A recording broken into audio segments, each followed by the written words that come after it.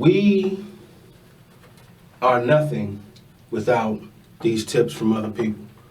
One of our co-workers, employees, business partners, mentors and mentees, Alex said, Alex asked us yesterday, he said, what do you guys want to talk about this week on the station? Why don't you talk about education? And I didn't know what he was talking. I thought he was talking about like going to school, but he really meant going to school, and he meant going to school in this business. And I had to really sit on it a little bit.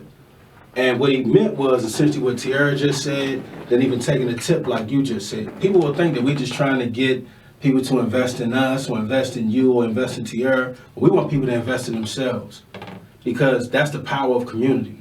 That's the power of collective by being educated. If you think about it, without education, we wouldn't be here right now. We would have never met if we didn't go to school.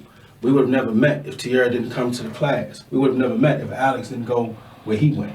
It's the power of education that propels us forward and allows us to be able to convene together and actually move towards a greater goal. I think people don't understand that it's not just the words that we speak, but it's the people that speak them.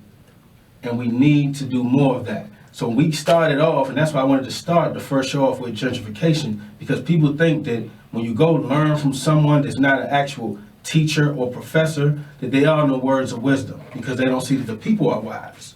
But we are all wise beyond our years. There are things that you can learn from a 2-year-old that you would never learn from somebody that's 90. Just the power of the individual and the power of the collective.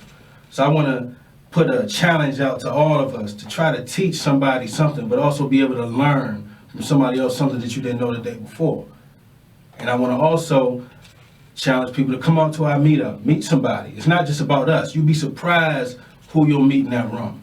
They may be able to change your life, because there have been people that we've met that have changed our lives in the simplest forms that have propelled us well beyond our years. And that's my Marcus moment. I like that. When you gave me a tip,